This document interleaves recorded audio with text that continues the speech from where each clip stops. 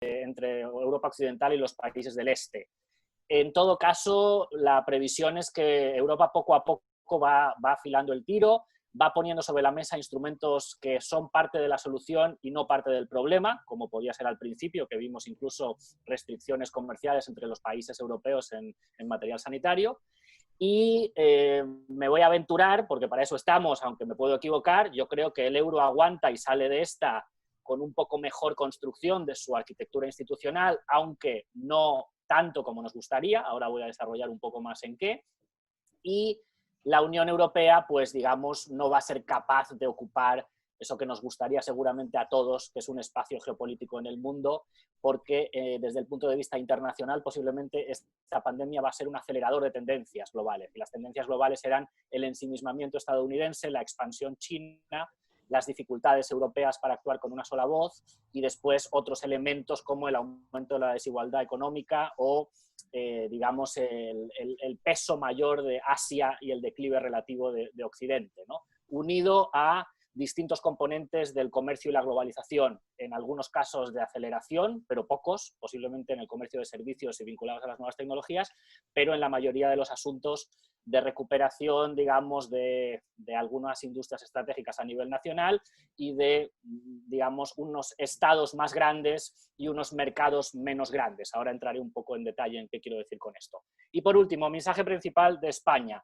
España ha sufrido de manera especialmente severa la parte sanitaria. Yo diría que en parte por condicionantes que tienen que ver con nuestro modo de vida y nuestra conectividad, al igual que le pasa a Londres, Nueva York o Milán, o sea, ciudades muy densamente pobladas, muy interconectadas y con muy poco distanciamiento social lo han pasado peor. Yo tengo mis dudas de que con 2 o 3 decisiones distintas del gobierno, o sea, el gobierno lo ha hecho mal en muchas cosas, ahora comentamos, pero me temo que con otro hubiera sido parecido el impacto sanitario diferencial en el sur de Europa. Y luego lo que tenemos es que, para bien o para mal, tenemos un gobierno muy débil, pero no tenemos una mayoría alternativa posible en el Parlamento y, por lo tanto, mi esperanza es que consigamos ampliar consensos y utilizar las herramientas europeas para hacer algún tipo de transformación estructural de la economía española que está sobre la mesa como posibilidad con los ejes verdes y digital, sobre todo. Pero me da la sensación de que pues vamos a andar dando bastantes titubeos. Ahora entro más en esto al final. Por lo tanto, mis 3 mensajes: a global, económico, incertidumbre; Europa bien, pero por debajo de las expectativas, como siempre; y España con una crisis mayor y seguramente con este gobierno por ausencia de una alternativa con este Parlamento, ¿no? Ahora comento más en detalle. Por lo tanto, entro en los temas. Esto ya lo habréis visto 1000 veces, es la idea en la que combino el tema de la curva de contagios con el tema de la recesión económica. Aquí arriba lo que vemos es cómo sería la curva de contagios sin confinamiento, y todos ya hemos aprendido, y yo creo que es bueno que lo tengamos presente, que hemos aplanado la curva de contagios porque el objetivo es no saturar los sistemas sanitarios, porque todos sabemos que en los países avanzados tenemos la suerte de que si te pilla el coronavirus y tienes más de 70 años y te ponen un respirador y tienes una cama de UCI, pues es mucho más probable que te salves y, por lo tanto, merece la pena aplanar la curva. No se trata de que menos gente se contagie, nos dicen los epidemiólogos, sino que esto se esparza a lo largo del tiempo. El problema es que el confinamiento te lleva a una recesión brutal, porque es una recesión autoinducida por motivos sanitarios y, por lo tanto, como voy a explicar ahora, muy distinta de otras del pasado, ¿no? Y lo que tenemos que hacer es tener las políticas económicas adecuadas para suavizar la curva de la recesión, pasar de esta azul aquí a esta roja a través de la política monetaria y de la política fiscal, ¿no? En todo caso, y esto ya lo conocemos todos, esto lo que nos pasa es que tenemos cortocircuitos múltiples en el flujo económico natural, perdón, que se me ha ido. Este es el típico gráfico del flujo económico, que si alguno estudió económicas en su momento será en segundo de macroeconomía, ¿no? Pues tenemos una serie de movimientos de hogares que ofrecen empleo y les pagan salarios y producen bienes y servicios, el resto del mundo, etc. Lo que tenemos son shocks simultáneos en la oferta y en la demanda. En la oferta tenemos parón de actividad, primero porque cuando empezó el virus en China dejaron de llegar insumos intermedios en las cadenas globales de suministro y si intentasteis comprar ciertos productos en Amazon hace 2 meses simplemente no había stock. Y luego un frenazo de la oferta por el propio cierre al que nos hemos auto-obligado por el confinamiento, restaurantes, hoteles, movilidad, etc. Por tanto, restricción de oferta y al mismo tiempo restricción de demanda. La gente deja de consumir, primero porque no está abierta la tienda para ir a consumir y no puede salir a consumir, y segundo porque tiene miedo al futuro. No sé si os ha pasado a vosotros, pero seguramente la tasa de ahorro de vuestra familia ha aumentado estos 2 meses. Y además, lo que es más importante, es muy difícil hacer inversiones productivas con una visión, digamos, de medio plazo, cuando no tenemos la menor idea de si va a haber vacuna, no va a haber vacuna, cuándo va a llegar, si va a haber segundo pico de contagios, si va a ser una double deep recession o no. Y además, a esto hay que añadir un efecto riqueza negativo por la caída de las bolsas, que afortunadamente, a través de una muy fuerte reacción de la política monetaria y de la política fiscal, mucho mejor que la de la crisis del 2008, pues habréis visto en vuestros valores que el tortazo mayúsculo de hace 2 meses prácticamente se ha recuperado en un 70%, ¿va? Depende un poco de los activos, ¿no? Eso no quiere decir que yo no vea que ahí hay un bajón, y sobre todo en activos inmobiliarios, pues yo creo que los precios van a bajar en los próximos meses, y si yo tuviera dinero, que no lo tengo porque me compré una casa hace 3 años, pues seguramente intentaría aprovechar para comprar algo en los próximos 6 meses, una plaza de garaje o algún piso pequeño, eso para el que pueda. En todo caso, yo diría que es importante tener en cuenta 2 cosas. Primero, que el shock de oferta es más pequeño que el shock de demanda. ¿Y eso qué quiere decir? Que la inflación se va a hundir. Si el shock de oferta fuera mayor que el shock de demanda, tendríamos inflación. Yo creo que en estos próximos 6 meses, 1 año, lo que tenemos son fuerzas deflacionarias, ¿no? Y esto hay que tenerlo en cuenta, y también nos permite, como voy a explicar ahora, que la respuesta de la política monetaria sea muy fuerte, porque el único límite, si tienes moneda fuerte como el dólar, el euro, la libra, el yen japonés, el franco suizo, tú puedes imprimir dinero porque como no hay inflación, y de hecho hay tendencia a la deflación, no hay riesgo, ¿no? Si eres un país emergente, tienes un problema. Argentina, que va a entrar en default la semana que viene, o Venezuela, si se ponen a imprimir dinero, pues hay una salida de capitales y, por supuesto, hay una hiperinflación inmediata, ¿no? Con lo cual, estos países del tercer mundo o emergentes no pueden contar con esos recursos, ¿no? Entonces, no preocuparse por la inflación sería el mensaje, al menos, yo diría, en este próximo año. Segundo, hay demasiadas cosas que pueden salir mal, ¿vale? Y esto hay que tenerlo en cuenta, y muy pocas que pueden salir bien.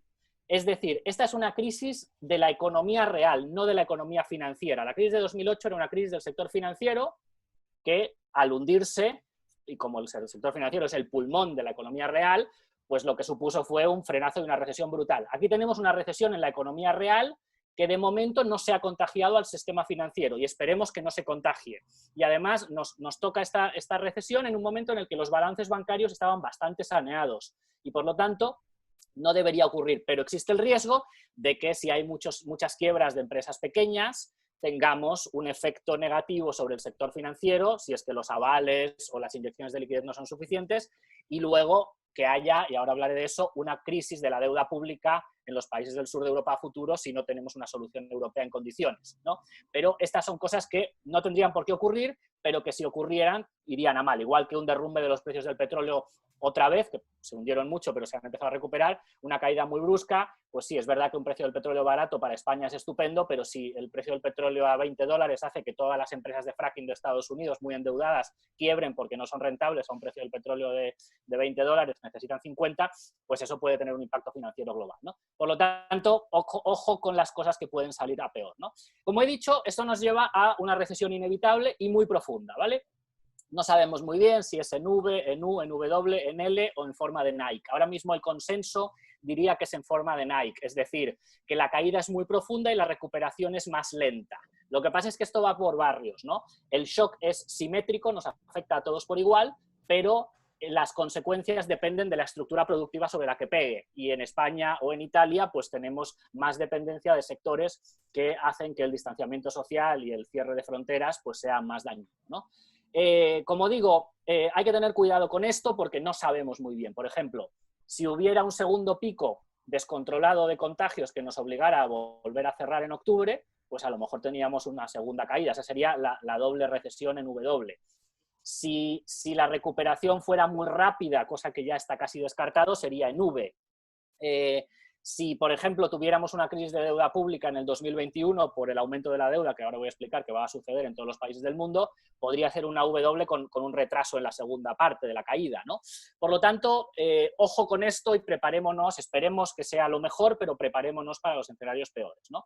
Lo que sí sabemos es que esta es una recesión muy difícil de comparar con otras. Ya he dicho que no es como 2008, porque 2008 era crisis financiera que contagia al sector real. Esto es recesión autoinducida en el sector real, con un balance y con unas economías que no tenían desequilibrios muy fuertes. Segundo, se compara con la gripe de 1918. Esa tampoco se puede comparar bien porque ahí no hubo confinamiento, hubo muchas más muertes, pero es que sucedió al mismo tiempo que la Primera Guerra Mundial, por lo tanto tampoco sabemos y desde el punto de vista sanitario estamos mucho mejor preparados que en el 18. Se compara con la Gran Depresión. En la Gran Depresión la respuesta de política económica fue muy mala y muy lenta, ahora está siendo muy rápida y muy buena. Se compara con la Segunda Guerra Mundial. Aquí es verdad que la manera de enfrentarse al virus es como luchar contra un enemigo, como una guerra, pero aquí no hay destrucción de infraestructura física, por lo tanto la recuperación no tiene por qué ser tan larga. Hay otros elementos que sí son parecidos a lo de la guerra, como que, por ejemplo, vamos a aumentar mucho el nivel de deuda, porque las guerras se pagan con deuda y no con subidas de impuesto, y aquí vamos a pagar esto con deuda y no con subidas de impuesto. El tema es cómo la pagamos después. En todo caso, pues como digo, la política económica que se haga va a ser importante, ¿no? Aquí tenéis las proyecciones. Como digo, es importante ver que esta es una recesión global. La del 2008-9 no fue global, fue de los países del Atlántico Norte. Aquí por primera vez tenemos caída del PIB, según el Fondo Monetario, del 3% para la economía mundial, más para los avanzados que para los emergentes. Pensad, por ejemplo, que China llevaba creciendo 40 años y no había experimentado un trimestre de decrecimiento desde la Revolución Cultural, desde 1968, y el primer trimestre del 2020 el PIB chino cayó un 13%, ¿no? En el año no va a caer, va a crecer solo un 1 y pico, parece ser, pero digamos que esto es intenso. Y si nos vamos a por países, aquí tenéis que, por ejemplo, pues la caída en Italia y en España es más intensa y la recuperación más lenta, y en Estados Unidos es menos intensa y la recuperación es más rápida. Eso también habrá que verlo, pero depende de las estructuras productivas. El comercio internacional también se ha hundido, mucho más que en la crisis del 2008. La OMC tiene dos estimaciones. En el escenario pesimista el comercio cae un 33%, una barbaridad, pero bueno, se podría recuperar más o menos rápidamente, aunque luego con particularidades que comentaré. Si nos vamos a España, aquí tenéis los distintos escenarios y para que nos hagamos una idea, el Banco de España salió con 3 escenarios hace un mes, menos 6,8, menos 9,5, menos 12,4, y ahora mismo pues ya ha dicho que cree que es menos 12,4 y ya tenemos algunas casas de análisis hablando de menos 15, ¿no? ¿Esto por qué es? Como digo, pues aquí vemos que España e Italia son los que se pegan el tortazo más grande dentro de esta caída parecida para todos, y se debe a particularidades de nuestra economía. Primero, esta dependencia del turismo mayor que otros países. Después, por supuesto, un menor margen fiscal, que ahora voy a explicar cómo nos afecta. Estamos gastando menos de lo que deberíamos, porque este es el momento de gastar y ya veremos luego cómo estabilizamos las cuentas, pero si no gastamos lo suficiente ahora vamos a estar infligiendo un daño al crecimiento futuro.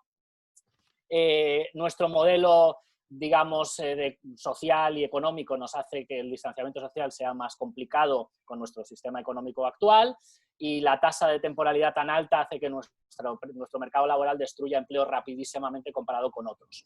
A favor, bueno, pues podemos pensar que tenemos de las mejores infraestructuras, autopistas de telecomunicaciones de la Unión Europea. Esto es muy bueno, hay que ponerlo en valor. Otros países no están aguantando igual de bien el teletrabajo, el telecolegio y a la vez las películas de Netflix y HBO. El bajo precio del petróleo nos viene bien y hemos estado rápidos en el tema de los ERTEs, que si funciona, pues pueden ayudar a que haya menor destrucción de empleo y sobre todo menor destrucción de contratos, ¿no? En cuanto a la acción política, de política económica, muy brevemente, quiero pasar a los otros asuntos. Pues de momento lo que ha ocurrido es que hay una especie de consenso entre todos los economistas sobre que este es un momento en el que hay que gastar. Es decir, de momento incluso los más liberales ortodoxos se han vuelto keynesianos de manera transitoria, ¿no?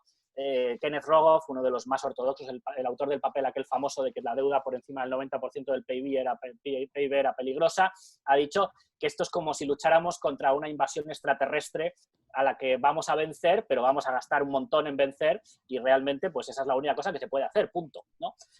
Aquí tenemos varias vías. Tenemos la política monetaria, no con bajadas de tipos, que ya estaban muy bajos, sino con el Banco Central activando mecanismos de compra de activos, activos de deuda pública, activos de deuda corporativa, todo tipo de activos para actuar como backstop, como decía antes, a las emisiones de deuda. Incluso, aquí ahora voy a explicar las diferencias, pero el Banco de Inglaterra, por ejemplo, directamente está monetizando el déficit público, es decir, el Reino Unido no imprime deuda pública, directamente recibe una transferencia del Banco de Inglaterra para no tener que emitir deuda.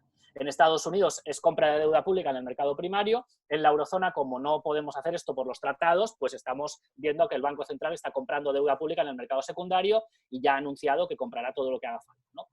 En todo caso, es muy importante también esta idea de los manguerazos de liquidez a través de préstamos y avales, sobre todo, para las empresas y para las pymes. Y como tenemos un sector financiero que no es parte del problema, como en la crisis del 2008, sino parte de la solución, pues esperemos que esto se pueda hacer bien y aguante. Y la clave aquí es que, sobre todo, las pymes puedan mantener este cierre unos meses sin quebrar y sin dejar tejido productivo destruido, ¿no?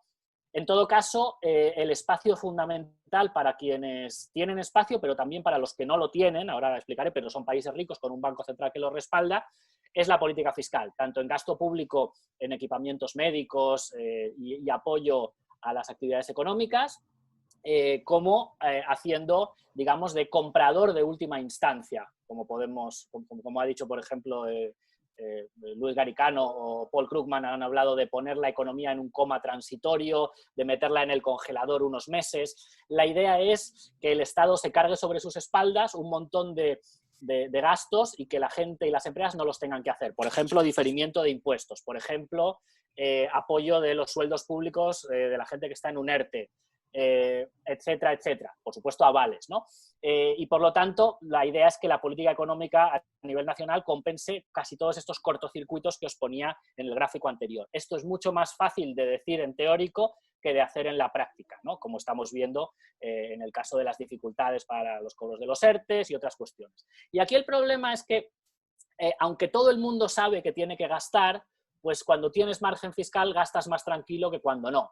Y aquí tenemos el gasto público discrecional nuevo que han metido Alemania, Reino Unido y Estados Unidos, que veis que está por encima del 5%, y el que ha metido Italia y España está en el entorno del 1%, justamente cuando Italia y España a lo mejor tenían que haber metido más que Alemania. Esto tiene que ver con ese temor a que si de repente gastas mucho tú solo,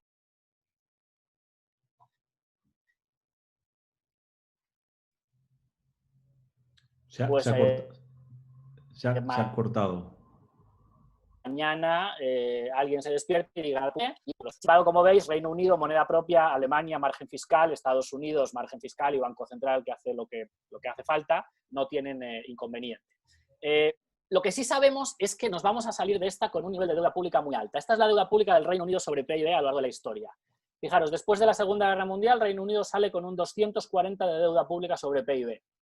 Y no hace default, no pasa nada, con un poco de crecimiento, con un pacto social, con un aumento de la inflación moderada que se va comiendo parte del valor real de la deuda, etcétera, etcétera, la deuda se puede pagar, ¿no? Y ahora entraré un poco más en el caso español, pero esta es un poco la lógica, ¿no? Y además lo están diciendo todas las instituciones internacionales, desde la Comisión al Fondo Monetario, este es el momento de gastar y este no es el momento de gastar con subidas de impuestos, sino con endeudamiento, ¿no? Y eso yo creo que lo tienen claro todos los gobiernos. Y lo único que podría hacerle rectificar sería ese pánico financiero de salida de capitales por desconfianza en el futuro. Y eso, de momento, en los países europeos, independientemente de los gobiernos, y esto es importante, yo creo que está garantizado. Es decir, yo creo que el Banco Central Europeo actúa como backstop sin duda y lo hará a lo largo del 2020 sin problemas. Después ya veremos. Yo creo que más allá también, pero vamos a ver. En todo caso, como digo, para este esquema de política económica la Unión Monetaria lo tiene más difícil porque no es un país, no es una unión política, no es como Estados Unidos o Japón, que compran bonos que emite el gobierno americano, bonos que emite el gobierno japonés, y además no tenemos una capacidad de estabilización fiscal a nivel europeo contracíclica, un presupuesto de la zona euro, ni tenemos la unión bancaria completada, porque le falta el fondo de garantía de depósitos, aunque como digo, la pata bancaria en este caso está en menor peligro que la pata, digamos, que en la crisis del 2008, ¿no? Por lo tanto, hace falta una mejor coordinación y unas políticas de respuesta del conjunto de los Estados miembros, ¿no? Y ya tenemos bastantes cosas. Podemos decir que la Unión empezó titubeando, dijo un par de cosas inadecuadas, pero también, si no queremos ser muy pesimistas, pensemos en el caos que hay en Estados Unidos entre el gobierno federal y algunos de los estados, y veremos que se parece un poco a la descoordinación aquí, y aquello sí que es una unión política, o sea que digamos que, bueno, podemos consolarnos si queréis.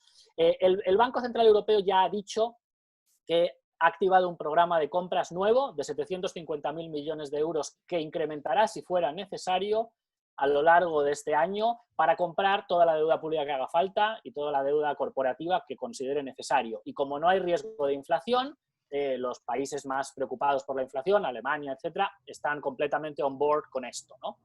La sentencia del Tribunal Constitucional alemán, que habréis visto, que dice que no está de acuerdo con el programa de compra de activos que el Banco Central Europeo hizo en 2015 y que contenía compra de deuda pública porque piensa que se está extralimitando y que no ha tenido en cuenta las consecuencias negativas de esta política sobre los ahorradores alemanes, básicamente, pues bueno, plantea un poco un problema filosófico a medio y largo plazo, pero no plantea un problema práctico. No hemos visto las primas de riesgo subir. El Banco Central Europeo ha dicho que responde ante el Tribunal de Justicia de la Unión Europea, no ante el Tribunal Constitucional alemán, y en todo caso, lo que tenemos sobre la mesa es que necesitamos completar mejor la arquitectura institucional del euro, y eso es lo que ha llevado a Merkel y a Macron a poner sobre la mesa el plan de recuperación, que es el que tengo aquí abajo, pero que explico primero lo anterior, ¿no?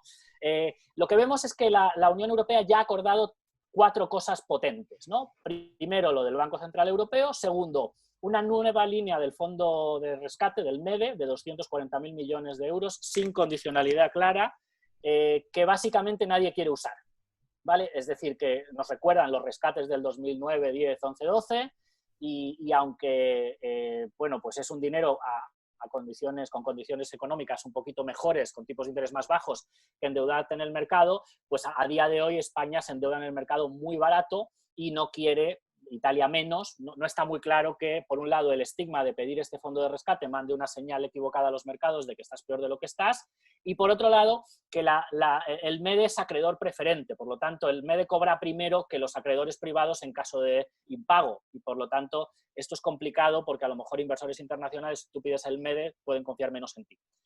Por lo tanto, esto está ahí para usarse si hiciera falta, pero de momento yo creo que no se va a utilizar. España no lo va a pedir. Lo que sí va a pedir España es este programa nuevo de la Comisión de 100.000 millones en préstamos, ojo, estos son préstamos, no transferencias, para ayudar al pago de los ERTEs, ¿no? Y esto es algo que ha impulsado España, que la ministra Calviño ya ha dicho que va a pedir y que está muy bien, y ojalá sea el embrión de un fondo de garantía de desempleo europeo. Y luego el BEI ha puesto sobre la mesa 200.000 millones de euros en garantías para las empresas. Esto es deuda mancomunada porque el BEI es una institución europea y por lo tanto responde el capital del BEI, que es europeo, y esto nos apoya a los avales. Esto se hace a través del ICO y de otras en cada sitio, ¿no? Pero lo que es más importante es esta propuesta franco-alemana que está sobre la mesa, que se está debatiendo, de poner 500.000 millones de euros dentro del presupuesto europeo, o sea, con la lógica del presupuesto europeo, que por lo tanto permitiría a la Comisión endeudarse en los mercados internacionales con el respaldo de toda la Unión y luego hacer gasto en todos los países europeos, se entiende que más en quienes más lo necesiten. Esto pongo aquí momento Hamilton, en el sentido de que cuando Hamilton en 1790, al final cuando se constituye Estados Unidos, se produce la condonación de la deuda de los estados que había de Estados Unidos, y a cambio se crea el presupuesto federal y los bonos del Tesoro americano. No vamos a ir tan lejos como para crear eurobonos, pero sí que es verdad que esos 500.000 millones que pediría la Comisión serían a través de eurobonos, serían un one-off, o sea, es una cantidad puntual, pero que de alguna manera es una respuesta. Como sabéis, Holanda, Suecia, Austria y Finlandia ya han salido a decir que no están de acuerdo, que hay que dar préstamos y no transferencias, pero yo creo que con Francia, Alemania, Italia y España a favor de la propuesta es muy difícil que los otros la tiren para atrás.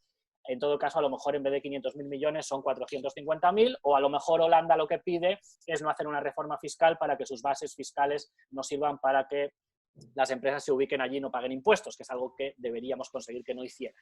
pero eso está en negociación. En todo caso, yo creo que la Unión ha conseguido empezar a ser parte de la solución y no parte del problema, y esto es muy importante porque el escenario, digamos, más peligroso es que si la Unión no plantea soluciones y la gente la empieza a ver como un problema y como un lugar de enfrentamiento, y entramos en las insolidaridades norte-sur y en meternos con Holanda y con Alemania y ellos metiéndose con nosotros, que somos unos gastadores irresponsables, pues entonces Italia tiene un problema mañana y Salvini gana las elecciones y se pone a hablar de que va a dejar el euro y nos sube la prima de riesgo a nosotros una barbaridad. Por lo tanto, Europa tiene que tener una reacción. Ojalá nos hubiera pillado esta crisis con el euro bien armado, con un eurobono, pero no ha sido así. A ver si podemos dar un paso más en la integración, ¿no? Mirando al futuro, dos pinceladas. Como he dicho, la crisis yo creo que es un acelerador de tendencias en términos geopolíticos, no tanto un punto de inflexión. Ni esto va a suponer que Estados Unidos desaparezca y China sea el gran hegemón mundial, no, pero sí que va a acelerar el aislamiento de Estados Unidos, sobre todo si Trump vuelve a ganar en noviembre, cosa que ahora no sabemos. Y para China es demasiado pronto todavía esto. Si esto hubiera ocurrido dentro de 20 años, a lo mejor sí que China ocuparía más el espacio internacional. Pero esta es la primera crisis global en la que Estados Unidos no lidera la respuesta, ni desde el punto de vista de la cooperación internacional, ni desde el punto de vista de los recursos económicos, y China no tiene músculo, y además el virus viene de China, como para sustituirla. Además, la recesión en China vamos a ver cómo afecta a su sistema político y a su estabilidad. En todo caso, por lo tanto, continuación de estas tendencias anteriores, ¿no? En el caso europeo, pues dificultades nuestras para reaccionar con una sola voz, aunque cada vez mejor, y el problema es que el único defensor del multilateralismo en este momento parece ser la Unión Europea, tal vez junto con Canadá, Japón, Corea del Sur y algún país latinoamericano, y esto no es suficiente y es un problema porque para luchar definitivamente contra pandemias, para enfrentar el cambio climático o para, digamos, tener algún tipo de pacto social a nivel internacional, necesitamos cooperación internacional, ¿no? Y esto, el G20, por ejemplo, es el gran ausente de esta crisis, en parte porque su presidencia de turno es de Arabia Saudí, que no tiene ningún liderazgo internacional, y en parte porque Estados Unidos no está por la labor. En todo caso, la globalización va a continuar, pero posiblemente vamos a tener menor movilidad de personas, incluso después de la vacuna, algo menos de flujos de capital. Todos los países están reconsiderando lo que son las industrias estratégicas y aunque no vamos a exagerar, tampoco va a haber muchísimas, pero algunos sectores, digamos, van a protegerse de la inversión extranjera y habrá menos inversiones extranjeras en algunos sectores que consideremos estratégicos.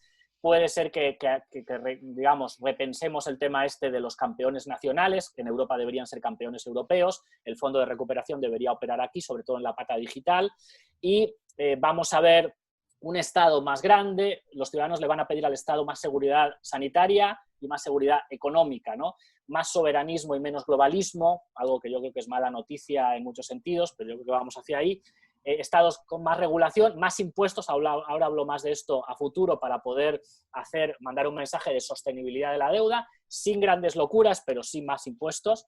Nacionalizaciones de empresas, lo hemos visto, Lufthansa la semana pasada, las aerolíneas van a ser las primeras, pero también otras, y esto yo creo que no va tanto de posicionamiento político. Alemania es quien más dinero ha puesto sobre la mesa para rescatar a sus empresas, y aquí el riesgo es que dentro de la Unión Europea el campo de juego se desequilibre, es decir, que como Alemania tiene una chequera más grande, empresas alemanas no muy productivas sean rescatadas y empresas italianas o españolas muy productivas pero que no aguanten el confinamiento, como España tiene menos chequera, pues no puedan, digamos, subsistir y que eso desequilibre el campo del mercado interior, ¿no? Por eso es importante que el Fondo de Recuperación a lo mejor pueda meter inversiones directamente en el equity de algunas empresas y aprovechar para hacer campeones europeos ahí, ¿no?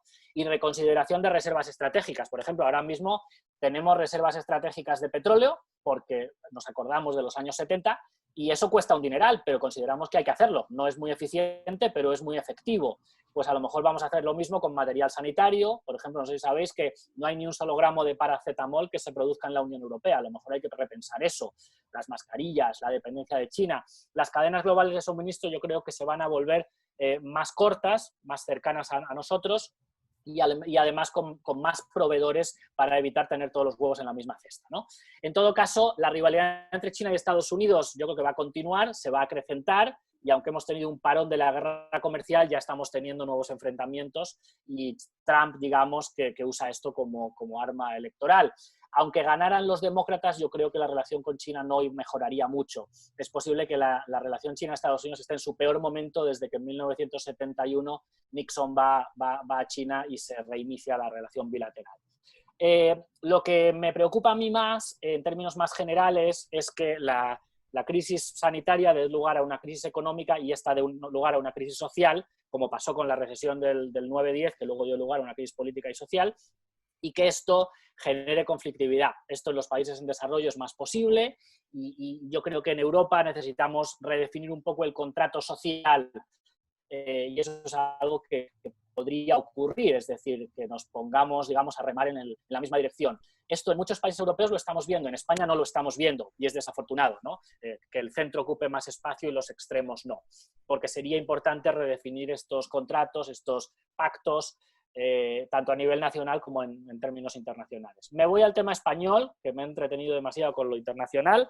Como vemos, en España la pandemia está impactando con más fuerza, hay muchas maneras de medir, hay mucha discusión con los datos, yo creo que en el caso español los datos son, salvo estos problemas que tenemos de información de comunidades autónomas y tal, que también nos ponen de manifiesto algunas disfuncionalidades de nuestro Estado, aquí la manera más fiable suele ser, bueno, ver cuántas muertes adicionales a las muertes normales que ocurren en un año normal o en cada día de un año normal hay, y en España, pues evidentemente nos ha pegado muy fuerte y sumando estas muertes diarias nos dan en el entorno de los 30.000 muertos adicionales, que es más o menos lo que tenemos en nuestras cifras oficiales. Por lo tanto, las cifras españolas son bastante transparentes, cosa que, por ejemplo, no ocurre con las de China, ¿no?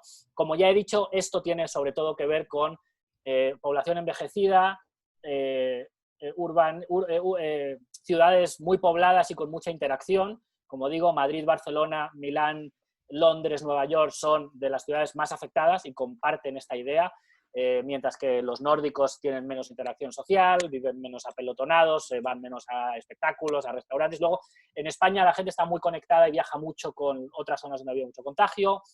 Y bueno, el tema de nuestra edad media alta, que bueno, también se podría decir que Japón también tiene una edad media muy alta y no le ha pasado, pero Japón tiene mayor distanciamiento social y la experiencia del SARS del 2003 que les puso sobre aviso, ¿no? También a los países asiáticos. En todo caso, como digo, la pandemia nos ha pegado más fuerte y nos ha pegado más fuerte la economía, ¿no? Nos ha pillado con un nivel de deuda de en torno al 99% y la IRF estima que, como he dicho antes, pues nos vamos a ir a 15 puntos por encima de deuda sobre PIB o 25, depende del escenario que tengamos, ¿no? Ahora, una puntualización importante sobre la deuda. La deuda española, yo estoy convencido de que es sostenible. Y me explico. En realidad, lo que tenemos que pensar es cuál es el pago de intereses anual sobre PIB. Es decir, el PIB es un flujo y la deuda total es un stock. Entonces, si comparamos flujo con stock, estamos comparando peras con manzanas, ¿no? No importa tanto que tengas un 120 de deuda sobre PIB, Japón tiene un 220 y nadie dice que su deuda no sea sostenible. ¿Cuánto es lo que tengo que dedicar cada año al servicio de la deuda? Que eso también es un flujo y por lo tanto se puede comparar con el PIB. Pues pagamos 2,2% del PIB en servicio de la deuda, que es más o menos, es esto que tenéis aquí, es más o menos lo mismo que pagábamos antes de la crisis financiera global, ¿vale? El servicio de la deuda subió y luego volvió a bajar. Luego, la deuda está mayoritariamente en manos internacionales, es este gráfico de aquí abajo. Tenemos una situación en la cual los inversores internacionales siguen comprando deuda pública española. Tenemos menos dependencia del eurosistema y menos dependencia de los bancos españoles de lo que normalmente se piensa. De momento, los inversores internacionales tienen más del 50% de la deuda española. Después, la maturity media son 7,7 años y aumentando. Hemos conseguido emitir a largo plazo. Y de hecho, el otro día el Tesoro sacó un bono a 30 años. Es decir, que en principio, insisto, si todo sigue con el Banco Central Europeo apoyando y tenemos un plan de recuperación razonable con una reforma fiscal el año que viene que tenga sentido, no deberíamos tener problemas de financiación porque para eso está nuestro Banco Central, que debe actuar como tal. Si no, no estaría muy claro para qué tenemos el euro, básicamente, ¿no? Aunque todos sabemos que si tuviéramos la peseta estaríamos en una situación mucho más débil porque seríamos un mercado emergente, no un país rico, ¿no? En todo caso, si hay una estampida y una crisis financiera y en Italia cambia el gobierno y alguien pide salir del euro, evidentemente esto se nos va a llevar por delante a nosotros y a todos los demás. Pero mi mensaje, yo creo, aquí es que en principio la deuda pública española es sostenible y no vamos a tener un rescate de estos, digamos, con el agua al cuello y obligado. Otra cosa es que optemos por pedir el MEDE porque es financiación barata, aunque, insisto, creo que no lo vamos a hacer. Ahora bien, esto no quiere decir que tengamos las cuestiones resueltas. Aquí tenéis las recomendaciones de la Comisión Europea de la semana pasada, ¿no? Esto es muy rollo, no lo leáis, pero básicamente dice que no es el momento de ahorrar, es el momento de que todo el mundo gaste lo que haga falta y que en todo caso, más adelante, pongamos en marcha una serie de recomendaciones de reforma importantes. Incluso la Comisión habla de, aquí, que es, perdón, prevención de blanqueo de capitales y evasión fiscal en Holanda, Luxemburgo, Irlanda, Chipre, Malta y Hungría. O sea, por fin la Comisión le mete el dedo en el ojo a los que no pagan los impuestos que deben en la Unión y, por otro lado, nos dice a nosotros que hagamos las reformas que nos llevan recomendando un montón de tiempo, ¿no? Entonces, el objetivo, como digo, es hacer una transformación a través de reformas estructurales de la economía española, aprovechando el Fondo de Recuperación. Aquí me gusta pensar en el paralelismo con la Unión Europea, con los años 80. España entra en la Unión, recibe un montón de dinero de fondos estructurales y se crea un círculo virtuoso de Europa nos ayuda con dinero y nosotros hacemos reformas que son buenas para nosotros en el largo plazo y al final esto sale bien, ¿no? Esto básicamente consistiría en promover una transformación de la economía para hacerla más digital, más verde y más inclusiva. Esto no va a ser una transformación completa, ya lo sabemos, pero es verdad que va a haber mucho dinero sobre la mesa en la pata de la salida de la crisis en digital y en verde. Yo creo que tenemos que tener proyectos preparados para aprovechar esto. El gobernador del Banco de España fue muy claro el otro día en el Congreso. Dijo que hace falta un pacto para varias legislaturas de los partidos principales para tener un consenso y de largo plazo para hacer reformas y hacer sostenibles las cuentas públicas. Y para eso hay que hacer una reforma fiscal, hay que hacer una reforma de pensiones y hay que hacer un montón de reformas más que ya conocéis. En todo caso, pues como ya sabemos, aquí va a ser especialmente importante tener un plan fiscal a medio plazo, que quiere decir que los ingresos públicos, que como sabéis, aquí abajo lo pongo, están varios puntos por debajo de la media europea, y aquí tenemos que España recauda en cada uno de los impuestos menos que la media europea, pues eso vamos a tener que ajustarlo. Ahora no, más adelante. Y no se trata de subir los tipos marginales del IRPF, insisto, se trata de, digamos, quitar algunas de las deducciones que tenemos en el sistema fiscal, como por ejemplo que los bares y restaurantes pagan un IVA del 10% y no del 21%, pues eso tiene mucho que ver con nuestro modelo productivo. Es verdad que no vas a cambiarlo de golpe, pero a lo mejor ahí hay un tema en el que el IVA reducido habría que repensarlo. Lo mismo, pues algunas de las cuestiones como las deducciones de planes de pensiones privados, que todos los que estamos aquí seguramente nos aprovechamos de ella, pero que son un poco regresivas, porque si tenemos dinero al fin del año es porque lo hemos ahorrado y ya lo vamos a ahorrar. Si no lo metes en el plan de pensiones, lo metes en un fondo, ¿no? En fin, este es un poco el reto. ¿Esto es posible políticamente? Pues llego a la parte política. Aquí lo que quiero señalar es que PP, Ciudadanos y PSOE en el Parlamento Europeo votan juntos muy a menudo, ¿vale? O sea, que este enfrentamiento que tenemos en casa no lo tenemos en Europa y esto es una auténtica lástima.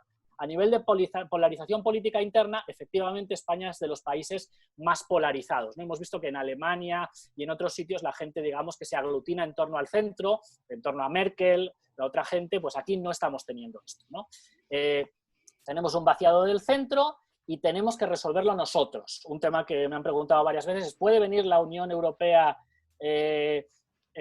básicamente a resolvernos esto, a cambiar la estructura institucional del Estado, a decir que no se puede decir no sé qué o no sé cuánto? Pues no, la Unión Europea no se mete en eso, hace bien en no meterse en eso, yo creo, cuando si se metiera duraría 2 telediarios, pero eso lo tenemos que gestionar nosotros. Y además lo vamos a tener que gestionar, yo creo, con este Parlamento. Aquí me puedo equivocar, pero yo no veo al gobierno convocando elecciones en el medio plazo y tampoco veo a una mayoría alternativa con este Parlamento que le pueda hacer una moción de censura que triunfe, porque Vox y PP no suman y Ciudadanos está centrándose. Yo creo que, por ejemplo, la cuestión esta del otro día de la reforma laboral y el pacto con Bildu no ayuda nada a este tema europeo, que es el que me interesa más a mí. Digamos, tú no puedes estar reclamando solidaridad europea y al mismo tiempo diciendo que no vas a hacer la reforma y vas a revertir las reformas que has hecho. Esto es suicida y ya lo dijo muy bien Nadia Calviño. Yo espero que vayamos, digamos, afinando el tiro y construyendo más consensos. Lo que pasa es que no es sencillo, pero no hay una alternativa, creo yo, en este momento sobre la mesa que sea viable, así que el objetivo, yo creo, debería ser consensuar más el centro.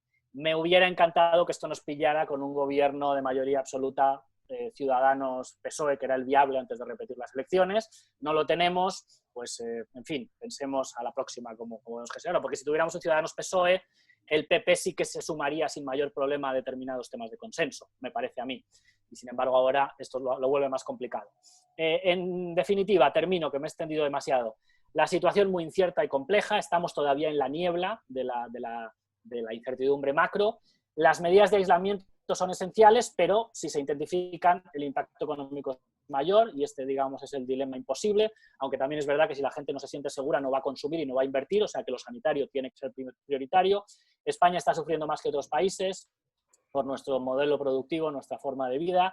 La política económica es clave para suavizar el impacto, pero digamos que algunos países que deberían gastar más, como España, no lo están haciendo por temor y por eso es necesaria la parte europea. La zona euro lo tiene algo más difícil, pero estamos mejorando con la respuesta. El impacto geopolítico va a ser intenso y acelerará tendencias. España necesita profundas reformas y consensos políticos, a ver si los podemos construir. Y yo creo que nada va a ser igual hasta que encontremos la vacuna.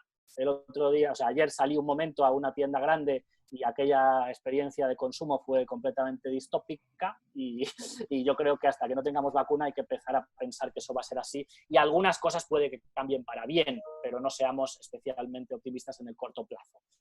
Así que si os parece, lo dejo aquí y abrimos y como me he extendido, si queréis me quedo un poquito más y seguimos con las preguntas. Muchas gracias.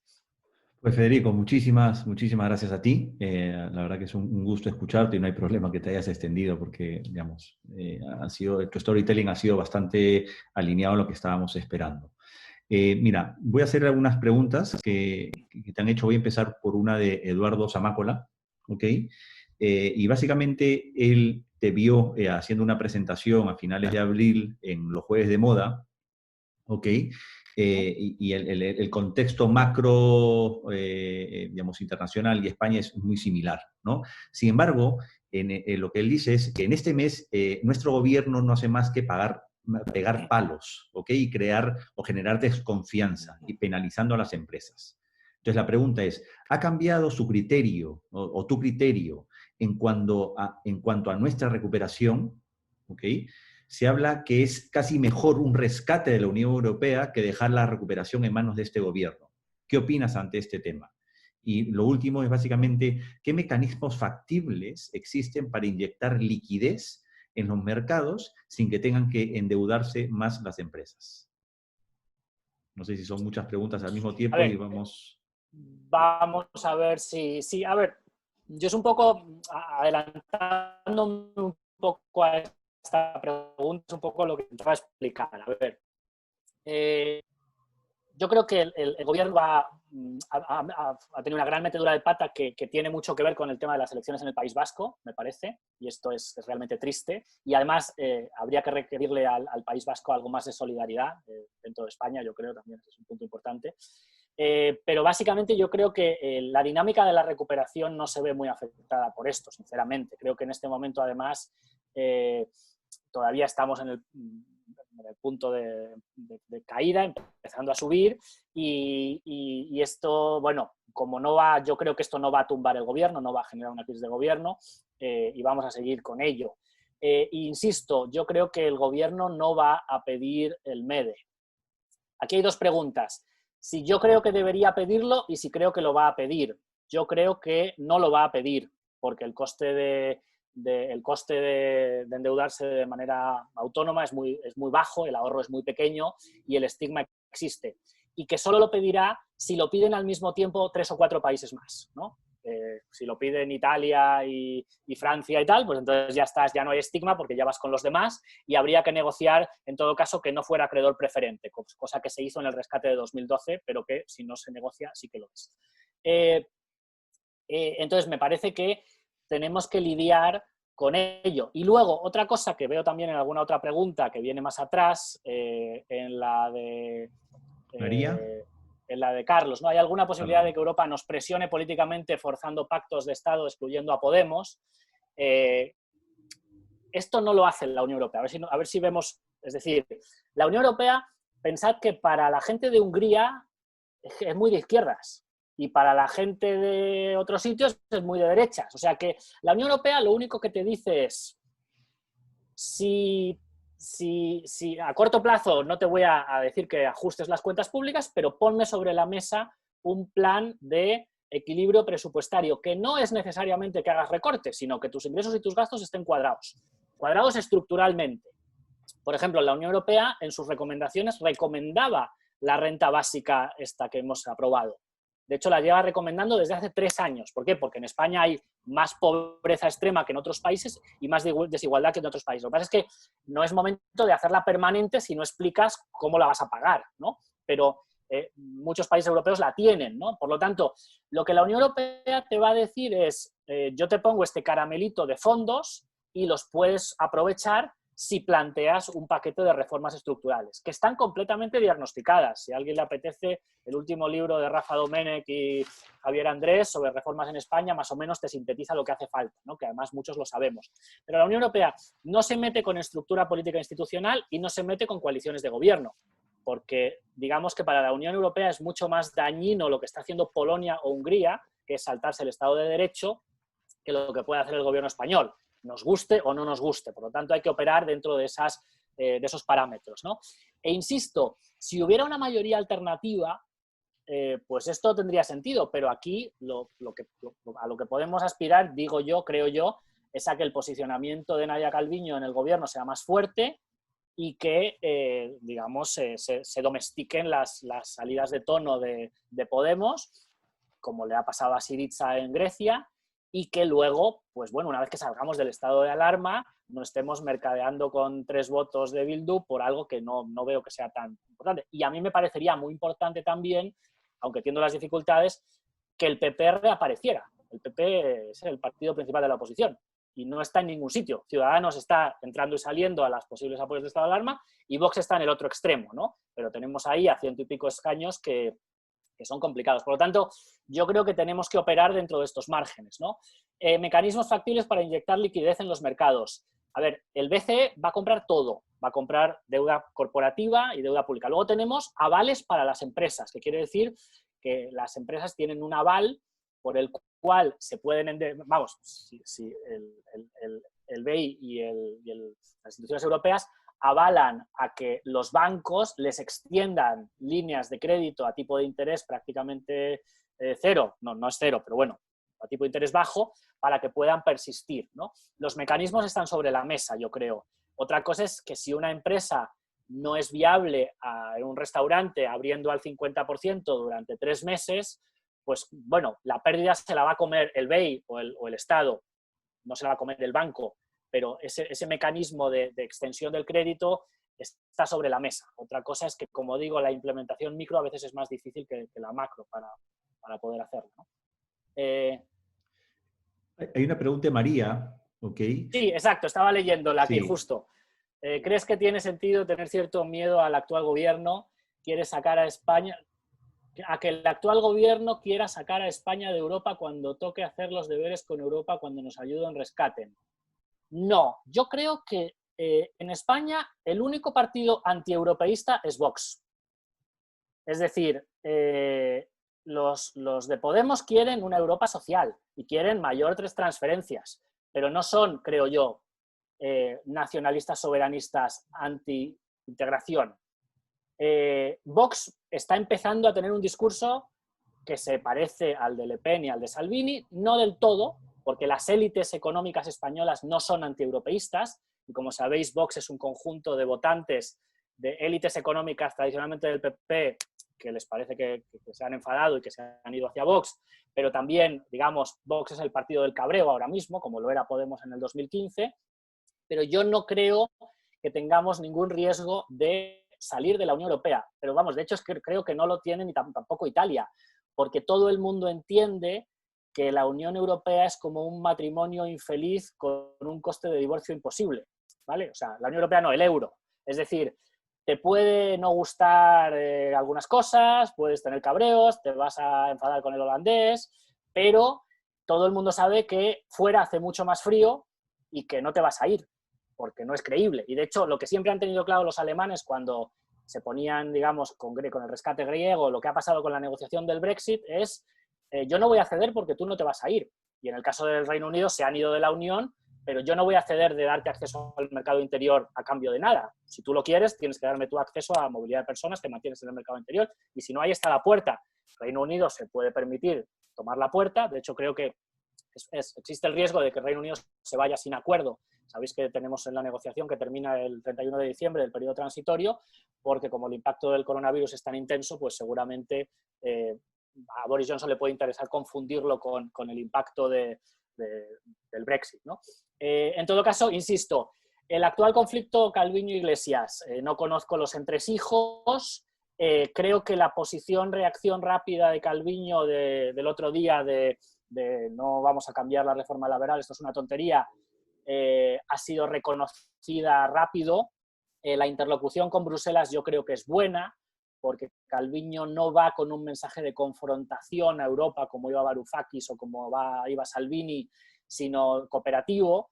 Y yo creo que sí que hay ganas de hacer algunas de las reformas, que digamos, el planteamiento de Hernández de Cos del Banco de España sí que cayó bien. Lo que pasa es que seamos más prácticos en cómo vendemos estas reformas, ¿no?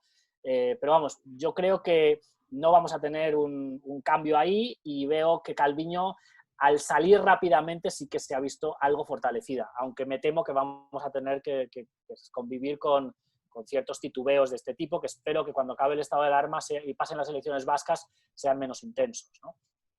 Okay. Después, a las 10:46, Ignacio Bernard, ¿no te da la impresión de que las políticas españolas van en dirección Sí. contraria? Las políticas españolas van en dirección contraria a lo que propone la UE.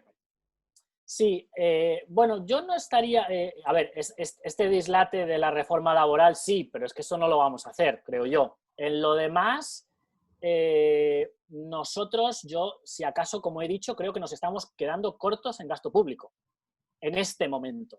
Porque todo lo que hagamos de gasto público ahora que permita no destruir tejido productivo es, digamos, inversión para que cuando venga la recuperación tengamos una tasa de paro del 22 y no del 30. Entonces, en ese sentido creo que se queda corta para las recomendaciones europeas, pero no que vaya en la dirección contraria. Y en cuanto a reformas, es que no hemos puesto ninguna sobre la mesa todavía. Esto es lo que me preocupa. Yo estoy esperando un plan, digamos, de reformas estructurales sobre la mesa, que se supone que tiene que salir de este Consejo de la Recuperación que se ha planteado, que lo ideal hubiera sido hacerlo con el PP y Ciudadanos en el paquete, ¿no? Leo la siguiente, ¿queréis? Sí, una pregunta relacionada, por supuesto. una pregunta relacionada a este punto, y es, o sea, ¿qué medidas le recomendarías al gobierno o qué inversión, gastos hacer ahora en el corto plazo y no estar esperando? Yo creo que deberíamos cubrir, digamos, más de los ERTES, o sea, asegurarse que los ERTES duran y que la gente, que no se rompe la relación contractual y que esa gente sigue cobrando su salario aunque no pueda ir a trabajar un poco más de tiempo. Insisto, todo esto aumenta la deuda, pero en este momento, como digo, no es lo primordial. Creo que tendríamos que tener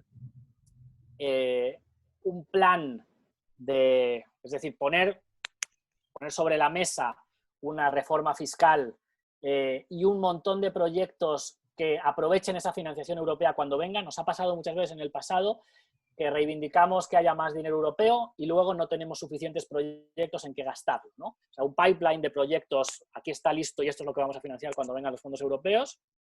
Y después, yo creo que lo de la renta básica esta, transitoriamente me parece bien, de hecho hasta a Luis de Guindos le parece bien, pero no de manera permanente, ¿no? Ahí sí que estoy de acuerdo con lo que se mencionaba antes de que no es que vaya en contra, insisto, porque lo que está diciendo la Unión es que la gente que está fuera del sistema, y en España tenemos una economía sumergida alta, debe tener algún tipo de acceso para evitar que haya, pues, digamos, gente que acabe asaltando supermercados en determinadas provincias muy pobres en España.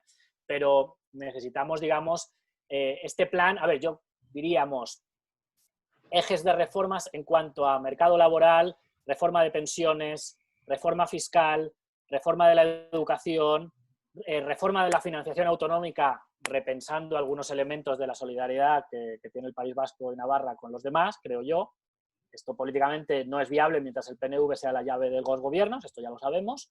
Y luego, pues recuperar esa buena idea de reforma, apoyo europeo y reformas nacionales, ¿no? Que nos ha funcionado bien en los 80 y que ojalá pudiéramos recuperar. Yo diría más o menos por ahí. Que son las recomendaciones de la Comisión, insisto. Si te coges las recomendaciones anuales de la Comisión Europea de qué debería hacer cada país, tienes ahí un poco la agenda de reformas, ¿no? En el caso del mercado laboral, pues reducir la dualidad del mercado laboral y mejorar las políticas activas de empleo.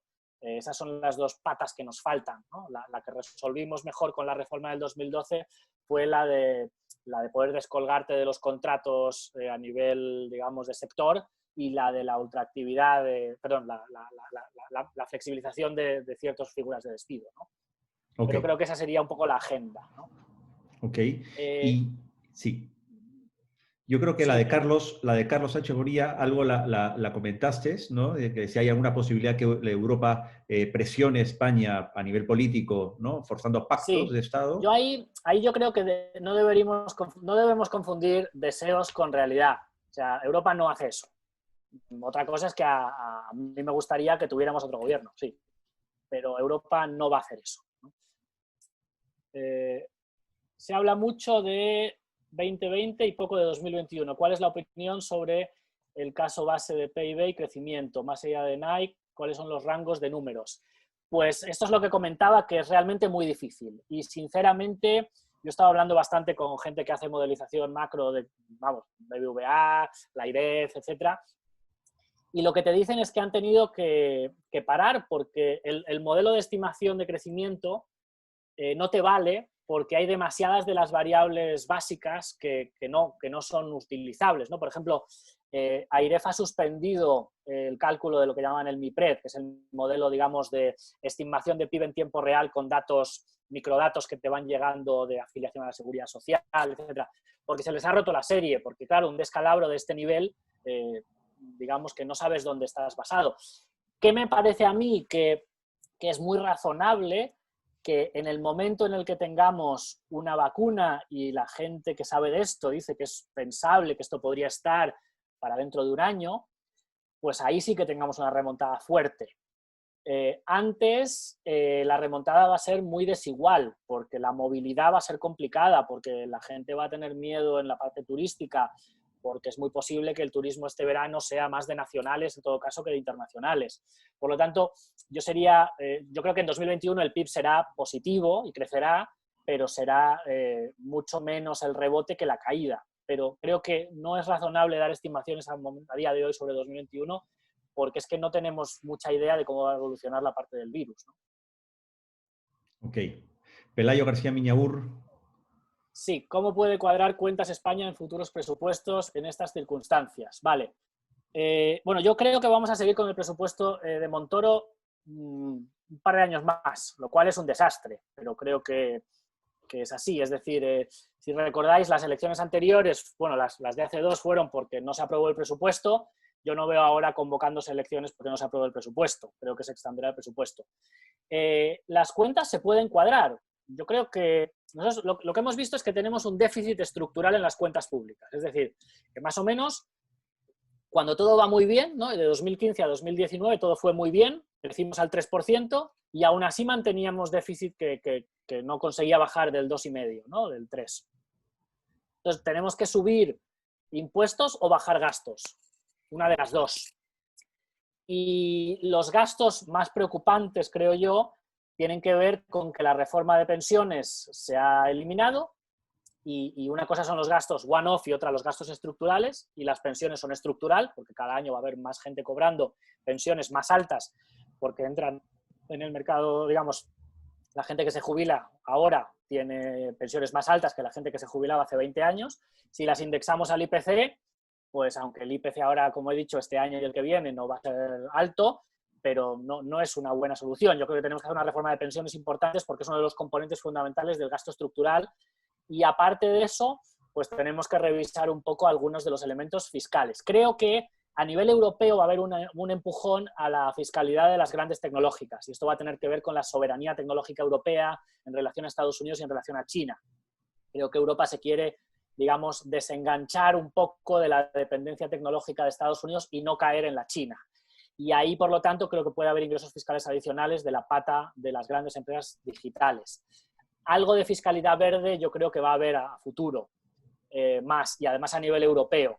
Y por lo tanto, bueno, ahí puede haber fuentes de ingresos, pero yo creo que vamos a ver una situación en la cual tenemos, digamos, unas reformas fiscales que, insisto, no subiendo tipos, pero reduciendo tipos mínimos de IVA o deducciones fiscales que hay en el impuesto de sociedades y en el IRPF, por ahí es donde vamos a ir seguramente. Repito, esto no es lo que a mí me gusta, porque eso quiere decir que yo voy a pagar más impuestos, pero sí creo que es hacia lo que vamos a ir. No de manera desmesurada, e incluso diría más, yo creo que si gobernara Ciudadanos con el PP también iríamos a eso, ¿eh? O sea, esto yo creo que no es un tema... Y si me apuráis, si gobernara PP con Ciudadanos con apoyo de Vox, también iríamos a eso, porque vamos a tener que cuadrar las cuentas. Otra cosa, si no, es que bajemos gasto, pero las pensiones no vamos a poder recortarlas un 10%. Yo, por ejemplo, creo que los sueldos públicos van a bajar un 5% en octubre, me parece, o más. Creo que tenemos que, porque va a haber una discusión sobre que la gente ha tenido seguridad en el empleo y hay mucha gente que ha tenido miedo a perder el trabajo y por lo tanto no es justo y bueno, recorte de sueldos públicos. Entonces va a haber caída de gasto por ahí, las pensiones no las puedes bajar un 10% porque te arde el país, aunque yo creo que habría que bajar las pensiones máximas un 10% o un 5%, no lo sé, no las mínimas, pero creo que vamos a ir por ahí y eso, insisto, también está bastante consensuado en cuanto al diagnóstico. Otra cosa es cómo lo llevas adelante, ¿no? Okay. Me pregunta Santos sobre un presupuesto de reconstrucción con el bloque de la legislatura y que sea un nuevo bloque más centrado el que se impondrá en el mes de octubre. Ojalá, ojalá. Digamos, es lo que yo creo que tendríamos que conseguir. No sabría qué decir. A mí me parecería interesante que, a ver, si Podemos se moderara mucho, entonces Ciudadanos podría entrar en eso y el PP podría apoyarlo desde fuera. Pero no sé si eso va a ocurrir, ¿no? Y tampoco ahí tengo más opinión que la vuestra, mejor información. Entonces, bueno, a mí lo que me parece llamativo, digamos, son las salidas de tono que hace Podemos y que digamos, que descolocan totalmente, ¿no? Porque si os fijáis, lo de la renta básica de inserción, cuando José Luis Escrivá, que es un ministro muy serio, hizo su primer hearing en el Congreso, dijo que era una cosa que estaba pensado hacerse a lo largo de la legislatura y mirando bien los números y viendo cómo se pagaba. Por tanto, esto no es un tema de Podemos, es un tema de, digamos, de este gobierno que, por otra parte, gente como Garicano también ha apoyado. O sea, que Ciudadanos, si ocupa ese lugar, podría ser, pero no lo sé, no sabría decir. Okay. Pilar de la Huerta, hablas que la normalidad... No volverá hasta que la vacuna esté, pero la vacuna con disponibilidad para la población no estará antes de un año o incluso más, sí. ¿Cómo prevés tú la recuperación si en otoño hay un rebrote, que lo habrá, y el gobierno sigue tomando medidas básicamente centradas en confinamiento, no en otro tipo de medidas que permitan que la economía respire? Claro, volvemos al dilema imposible, ¿no? Si se nos despuntan los contagios y el sistema sanitario no aguanta, vamos a tener que volver a cerrar, ¿no? Yo no sé cómo lo veis vosotros, pero yo tengo la sensación de que estamos bastante aprendidos, es decir, que el confinamiento español, que ha sido muy intenso, más que en otros sitios, si tenéis amigos en el norte de Europa sabéis que es distinto, era tal vez necesario para que un país como el nuestro, que está tan acostumbrado a que el distanciamiento social no exista, se concienciara realmente, ¿no? Yo soy optimista sobre que si mantenemos la responsabilidad y usamos las mascarillas y todo esto, aunque sea espantoso, pues vamos a poder, evitar un contagio, un pico que nos obligue a cerrar otra vez, ¿no? Porque se puede asumir que aumenten los casos, pero si sigue habiendo margen en las UCIs, esto no se puede gestionar, ¿no? Estoy de acuerdo con que lo de la vacuna hay que no ser demasiado optimista. De hecho, los epidemiólogos dicen que a veces es mejor, o sea, que seguramente aunque se consiga, la primera vacuna no va a ser muy buena, va a haber que mejorarla y el peligro está en cuando vuelva el frío en octubre, ¿no? En todo caso, yo espero que para octubre esté activado el Fondo de Recuperación Europeo, el Banco Central haya redoblado su apuesta de compra de deuda para que los mercados estén tranquilos y podamos seguir con esos aumentos de gasto necesarios, centrados en los temas que he comentado antes, ¿no? Que hagan que la deuda suba a lo mejor un poco más, pero que sea lo que tenemos que hacer, ¿no? A ver, me dice Ignacio, escuchándole parece que tiene razón Vox cuando dice que habrá que elegir entre Estado autonómico o pensiones. ¿Qué opina? Buena pregunta. Vamos a ver. Yo creo que España no es viable como nación si no hay cierta descentralización, ¿no? O sea, no somos Francia, se siente. No somos Estados Unidos. Bueno, Estados Unidos tiene mucha descentralización. Es decir, ya me gustaría a mí que el cupo vasco se recalculara y el País Vasco contribuyera más de lo que recibe, ¿no? Pero tenemos el país que tenemos, ¿no? Entonces, yo creo que podemos afinar un poco, podemos decirle a todo el mundo que tenemos que arrimar el hombro, pero no creo que vayamos a modificar el Estado autonómico. Otra cosa es que podamos matizar el sistema de financiación autonómica, que espero que lo podamos conseguir. Y yo sí que creo que tenemos que reformar las pensiones. No tengo muy clara la posición de Vox en reforma de pensiones, porque, vamos, creo que lo que he leído es que hay que reducirlas. O sea, que es que no es viable políticamente. O sea, yo creo que ahí tenemos un gran drama. Es decir, los que peor lo están pasando, lo pasaron en la crisis anterior, lo van a pasar económicamente ahora y les vamos a dejar un mundo con una deuda enorme y un cambio climático espantoso, son los jóvenes. Y además todo esto que hemos hecho de confinarnos y hundir la economía ha sido para cuidar a nuestros mayores. Porque los que estamos aquí seguramente, José Antonio, has comentado que tu mujer ha tenido coronavirus y ni se ha enterado. O sea que, para bien o para mal, esto es un sacrificio brutal de la economía para cuidar a nuestros mayores. Yo creo que podría ser exigible una negociación de las pensiones después de esto que hemos hecho para cuidarles. Pero políticamente es peligroso hacerlo. Entonces, bueno, las dos cosas son peligrosas. Es factible una reforma de pensiones y una reforma financiera, porque poder, digamos, bajar la pensión, porque entonces nos queman el Congreso y además no sería bueno, ni vamos a poder reformar el Estado autonómico completamente y recentralizar, porque entonces España no puede sobrevivir como país. Y esto, de nuevo, es lo que nos ha tocado vivir, ¿no? Es un poco triste, pero ojalá fuéramos a Alemania, ¿no? Que todo el mundo pacta comer, que están... Se escucha un poco entrecortado, pero más o menos te entendemos. Y Federico, Sí, para cerrar... se me han recortado. Ahí está. Sí. Sí, para terminar ya nuestra gran tertulia contigo, dinos, no sé, un par de mensajes realistas, pero que nos den, pues eso, ¿no? Ilusión para regresar a los ruedos con ánimo y ganas. Sí. Pues a ver, yo creo que España está haciendo más o menos lo mismo que los demás países. Yo creo que con un gobierno distinto estaríamos haciendo algo similar, en términos concretos. Espero que no haya más meteduras de pata y espero que se calmen las tensiones, la tensión, digamos, Vox-Podemos, y que podamos construir algo del centro, ¿no? Después, creo que la remontada en sectores que no son turísticos sí que va a ser importante, y que las ganancias, además, a través del teletrabajo y de eficiencia van a ser importantes. O sea, que yo sé que vosotros estáis en muy distintos sectores, pero para muchos puede ser una oportunidad. Si estamos en turismo o hostelería, evidentemente esto va a ser peor, ¿no? Pero en otros sí que puede haber posibilidades interesantes.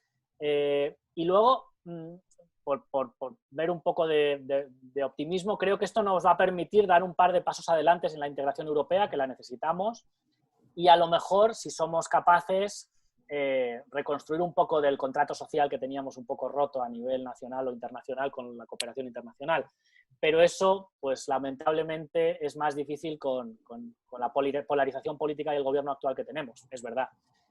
Pero bueno, vamos a ver cómo continúa la cosa, y en todo caso, creo que hemos conseguido controlar la parte dura de la pandemia, y ahora, siendo responsables, pero podemos ver un repunte. Si veis la reacción económica en China en el segundo trimestre del 2020, el rebote es interesante. No es recuperación completa de lo perdido, y eso es lo que deberíamos ver nosotros en julio-agosto, ¿no? O sea que, en ese sentido, seamos optimistas teniendo en cuenta que el turismo no se va a recuperar tanto.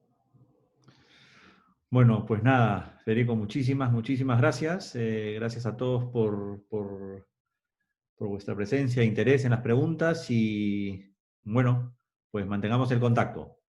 Por supuesto. Muchas ¿Ok? gracias y ánimo a todos. Muchísimas gracias, Federico. Muchas gracias. Gracias. Gracias, Federico. Un abrazo. Gracias a Adiós. todos. Hasta luego. Un abrazo. Pablito, estarás contento, ¿eh? Muchas gracias. Por lo que han zumbado a Vox. Chao, ¿tendremos la presentación disponible? Sí, la vamos a Sí, tener. yo le mando la presentación a José Antonio ahora, sí. Venga. Gracias, chicos. Gracias. Fenomenal. Nacho, Gracias, un abrazo fuerte. Dime. Hasta luego. quédatelo. Igual los de extremo centro tenemos algo más que hacer. Si no existe el centro, estás hablando de ciudadanos como si fuera alguien y son Extremo centro. verdicos. ¿Eh? En fin. Haya paz, chicos. Haya paz, haya paz. Haya paz. Hasta luego. Cuidaros. Hasta luego, chicos. Bueno, adiós. Te quiero, Nacho. Mentira. Hasta luego. Gracias, chavo. Adiós, Mary. Buena pregunta. Good job. Bueno.